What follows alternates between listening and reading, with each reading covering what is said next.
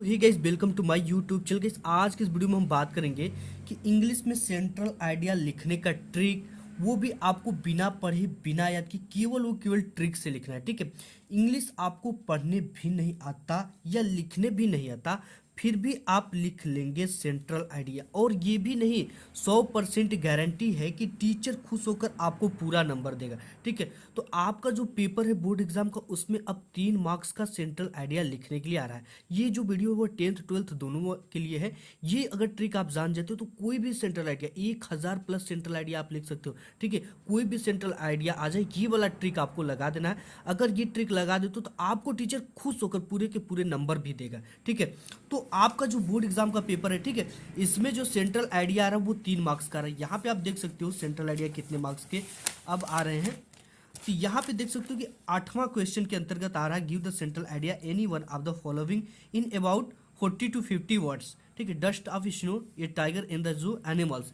3 central idea लिखने के लिए आता है, जिसके लिए आपको 3 मार्क्स मिलते हैं। ठीक है, तो सबसे पहले हम इसमें डस्ट ऑफ स्नो का देखेंगे कि कौन से ट्रिक लगाना है जिसके कि पूरा का पूरा आपको 3 नंबर मिलेगा और आपका एक भी नंबर कहीं भी नहीं कटने वाला है। ठीक है, ये ट्रिक मैं बता दूंगा आपको। तो ये ट्रिक अगर आप लगा देते हो ना तो 101% टीचर खुश हो जाएगा और पूरा का पूरा आपको जो 3 मार्क्स है ना, ये 3 मार्क्स पूरा का पूरा आप लेकर आओगे। ठीक है, तो आपको कुछ भी नहीं करना, बिना पढ़े बिना लिखे केवल ये ट्रिक लगाना। ठीक है, तो इसके लिए सबसे पहले हम बोर्ड की कॉपी पर लेकर चलते हैं और वहां पे लाइव प्रूफ आपको लिख कर दिखाता हूं कि किस तरह से आपको बोर्ड एग्जाम में लिख कर आना है सेंट्रल आइडिया, बिना पढ़े बिना याद की केवल ट्रिक से। ठीक है, सबसे पहले बोर्ड की कॉपी, यहाँ पे हमें सेंट्रल आइडिया लिखनी है। ठीक है, सेंट्रल आइडिया लिखने से पहले कुछ जरूरी बातों पे चीज़ों पे बात कर लेते हैं। सबसे पहले आप जिस भी सेंट्रल आइडिया को सॉल्व करने वाले हो, उसको लिखने वाले हो को, ठीक है, कर रहे हो, उसका शीर्षक यानी जो हेडलाइन होता है सबसे पहले उसे लिख ले। अब आपको इसको याद भी करने की जरूरत नहीं और ना ही इसको प्रैक्टिस करने की जरूरत है। जैसे यहाँ बोर्ड एग्जाम का ये पेपर है, इसमें जैसे हम द डस्ट ऑफ स्नो का लिख रहे हैं। ठीक है, हम लिख किसका रहे हैं, डस्ट ऑफ स्नो का सॉल्व कर रहे हैं। तो हमें यहाँ से डस्ट DUST ऑफ स्नो हमको मीनिंग भी मिल गया। अब हमें कहीं से याद करने की जरूरत नहीं पड़ी। ठीक है, डस्ट ऑफ स्नो, इसको देखकर आप क्या करो, इसको सबसे पहले इसका शीर्षक लिख दो, डस्ट ऑफ स्नो। ठीक है, तो आपको क्या करना, बोर्ड की कॉपी जैसे ही आपको मिलेगी, आपको यहाँ पे 1 इंची से जो स्केल होती है उससे ज़्यादा की दूरी लेकर यहाँ पे पाई खींच देना है। पाई खींचने के बाद आपको क्या करना है, आंसर टू क्वेश्चन नंबर 8। ठीक है, 8वां है। ऊपर से जब भी लिखो ना तो बोर्ड एग्जाम में ऊपर से एक लाइन छोड़कर ही आंसर टू क्वेश्चन नंबर 8 डालना है। इसके बाद एक लाइन छोड़कर उसका हेडलाइन डाल देना है, शीर्षक डाल देना है। तो हम डस्ट ऑफ स्नो का लिख रहे हैं, तो यहाँ पे हमने डस्ट ऑफ स्नो लिखने के बाद नीचे इस तरह से पाई खींच देना और इसके नीचे 2 पाई खींचना है। ठीक है, ये चीजें आपने कर लिया। करने के बाद पे आपने इसका हेडिंग डाल दिया। हेडिंग डालने के बाद आपको क्या करना है, सेंट्रल आइडिया लिखना। अब देखो ये सेंट्रल आइडिया ना, इसको भी आपको याद करने की जरूरत नहीं। यहाँ पे आप देखोगे तो यहाँ पे सेंट्रल आइडिया दिया है। ठीक है, सेंट्रल आइडिया गिव द के बाद सेंट्रल आइडिया दिया है। आपको इसमें क्या करना है, वही चीज़ें सेंट्रल आइडिया यहाँ पे डाल देना है मीनिंग सहित, सेंट्रल आइडिया। इसके बाद यहाँ नीचे 2 पाई खींच देना है इसके से ही और ऐसे कर देना। ठीक है, इसके बाद आपको लिखना है the poem dust of snow. ठीक है, देखो यहाँ पे क्या करना है, डस्ट ऑफ स्नो आपको कहाँ से मिला, यहाँ से मिल गया। ठीक है, ये चीज़ें डस्ट ऑफ स्नो, तो इसी को उठाकर यहाँ पे लिखना है the poem dust of snow has been composed. ठीक है, यहाँ पे है has been composed by Robert Frost. ठीक है, तो इसका अर्थ ये निकलता है कि डस्ट ऑफ स्नो कविता के कंपोज्ड यानी रचना रॉबर्ट फ्रॉस्ट ने की है। ठीक है, यानी डस्ट ऑफ स्नो कविता की कंपोज्ड यानी रचना रॉबर्ट फ्रॉस्ट ने की है। इस चीज़ को आपको थोड़ा सा याद करना है कि डस्ट ऑफ स्नो कविता की रचना कंपोज्ड यानी रचना रॉबर्ट फ्रॉस्ट द्वारा किया गया है। ठीक है, ये चीज़ें क्लियर हो गई। और देखो आपको जब भी डस्ट ऑफ स्नो ये लिखना है तो इसे ब्लैक पेन से लिखना है और इस तरह से इन्वर्टेड कामा में लिख देना है। ठीक है, हमने क्या किया, डस्ट ऑफ स्नो इस तरह से लिखा ब्लैक पेन से और इस तरह से कामा लगा देना। और बाय रॉबर्ट फ्रॉस्ट, ये इसके जो लेखक है ये आपको याद करना पड़ेगा। ठीक है, कि इसके लेखक कौन है, रॉबर्ट फ्रॉस्ट है। तो हमने यहाँ पे लिखा, इसको भी ब्लैक पेन से और इस तरह से कामा कर लगा देना।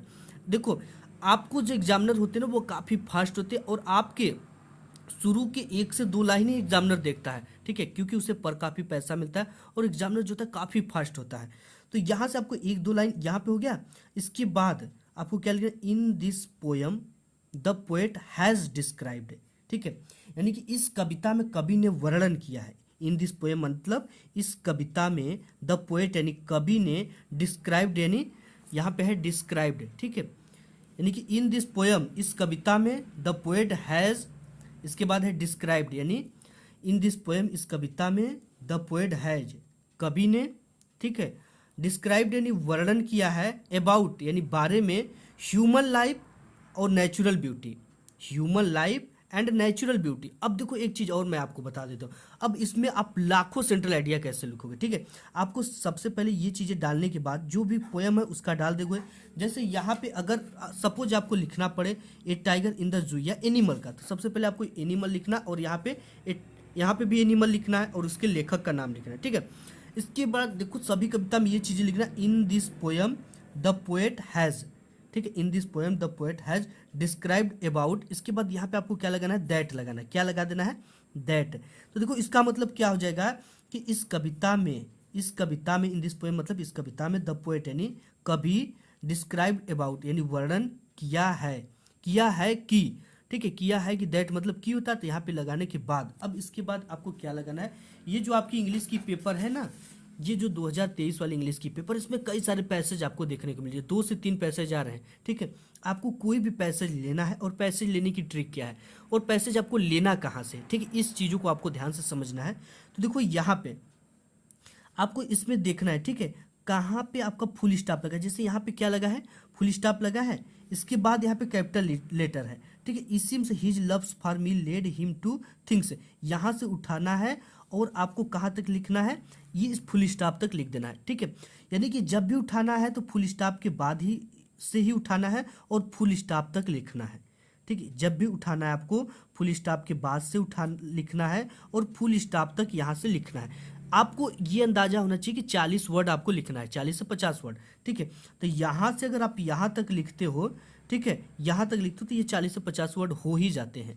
तो आपको यहाँ से उठाना है और यहाँ से तक क्या करना है, कहीं भी जो भी फुल स्टॉप यहाँ पे दिखता है यहाँ तक आपको क्या करना है, लिख देना और ये 40 वर्ड हो जाएंगे। कई सारे आपको इसमें इंग्लिश में पैसेज देखने को मिल जाता है। यहाँ से his loves for me led him to things से उठाना है, पूरा ये सब लिखते हुए आना है। कहाँ पर लिखना है, इसके बाद जो ये डैश डैश लाइन हमने किया है, ये देखो dash dash dash dash line करना, ठीक है। आपको क्या करना है, ये पूरा पेज ही भर देना है 40 लाइन में, यहाँ तक कुछ नीचे छोड़ देना है। तो ये चीज़ें पूरा का पूरा भर देना है। ऐसे सेंट्रल आइडिया लिखोगे आप तो 101% आपका एक भी नंबर नहीं कटेगा, ठीक है।